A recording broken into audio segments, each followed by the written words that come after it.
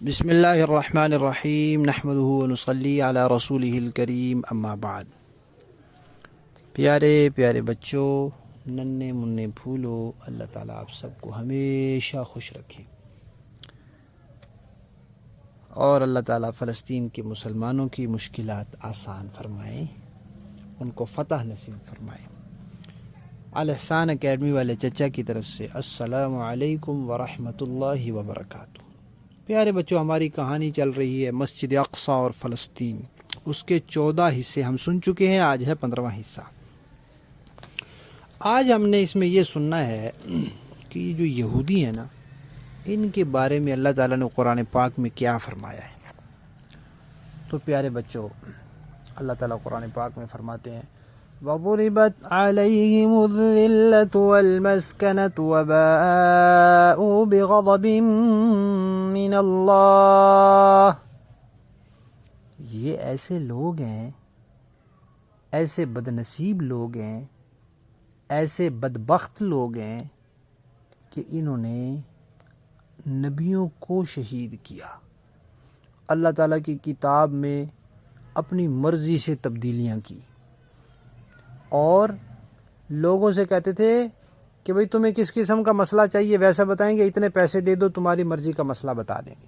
تو اپنی طرف سے دین میں تبدیلیاں کی، تو اللہ تعالیٰ نے ان کے اوپر ٹھپا لگا دیا کہ یہ ذلیل لوگ ہیں، یہ رسوا لوگ ہیں، اب ان کی کوئی عزت نہیں ہے اللہ تعالیٰ کے ہاں، قرآن کے ہاں، نبی پاک کے ہاں، کوئی عزت ہے ہی نہیں ان کی۔ یہ بے عزت لوگ ہیں، یہ ذلیل لوگ ہیں۔ اور قرآن پاک میں اللہ تعالیٰ فرماتے ہیں لعن الذین کفروا من بنی اسرائیل، کہ انہوں نے اتنے برے برے کام کیے، اتنے غلط کام کیے کہ اللہ تعالیٰ کی طرف سے ان پر لعنت ہے۔ پیارے بچوں، کسی مسلمان پہ لعنت نہیں کرنی چاہیے۔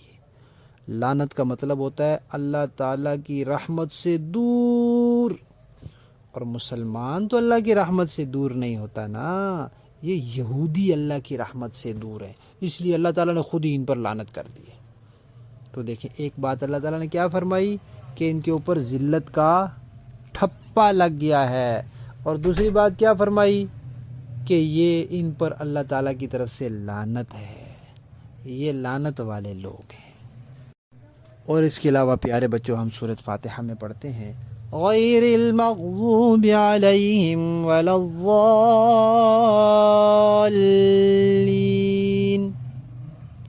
تو یہ جو مغضوب علیہم ہے نا، یہی یہودی ہیں۔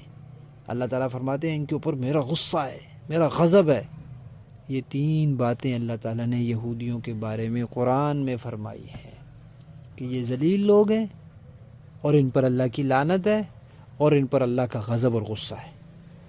تو پیارے بچوں، اب جو یہودیوں کا ساتھ دے گا، ان کی حمایت کرے گا، تو اس پر بھی اللہ کا غصہ ہوگا، اس پر بھی پھر لعنت ہوگی، وہ بھی اللہ تعالیٰ کی نظر میں ذلیل ہو جائے گا، کیونکہ جب کوئی کسی کے ساتھ ہوتا ہے تو پھر اس کے ساتھ معاملہ بھی تو ویسے ہی ہوتا ہے نا۔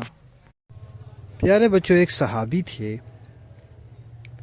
انہوں نے ایک مرتبہ نبی پاک صلی اللہ علیہ وآلہ وسلم سے پوچھا کہ یا رسول اللہ، قیامت کب آئے گی؟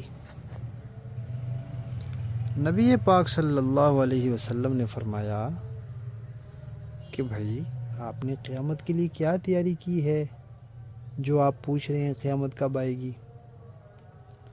تو ان صحابی نے پیارے بچوں بڑا عجیب جواب دیا۔ پتہ انہوں نے کیا کہا؟ انہوں نے یہ نہیں کہا میں نے اتنی نمازیں پڑھی ہیں، اتنے روزے رکھے ہیں، تلاوت کی ہے، یہ نیکیاں کی ہیں، جہاد کیا ہے، خدمت کی ہے قرآن پاک کی، لوگوں کے ساتھ اچھے طریقے سے کچھ۔ انہوں نے کہا کہ مجھے اللہ تعالیٰ سے اور اللہ کے نبی سے بہت محبت ہے، مجھے بہت محبت ہے۔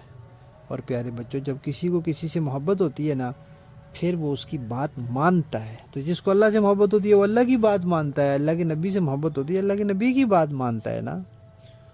تو پھر نبی پاک صلی اللہ علیہ وسلم نے فرمایا اچھا، اگر آپ کو اللہ آپ کو محبت ہے مجھ سے، تو جس کے ساتھ محبت ہوتی ہے وہ اسی کے ساتھ ہوگا، تو آپ ہمارے ساتھ ہوں گے۔ کتنی بڑی بات ہے پیارے بچوں۔ تو جس کو کسی کے ساتھ محبت ہوتی ہے وہ اس کے ساتھ ہوگا۔ اب جن کو یہودیوں کے ساتھ محبت ہے وہ پھر یہودیوں کے ساتھ ہوں گے۔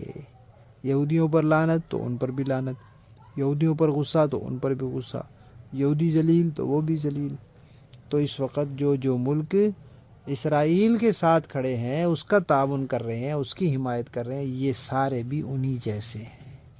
ٹھیک ہے پیارے بچوں، ہماری کہانی کا 15واں حصہ ختم۔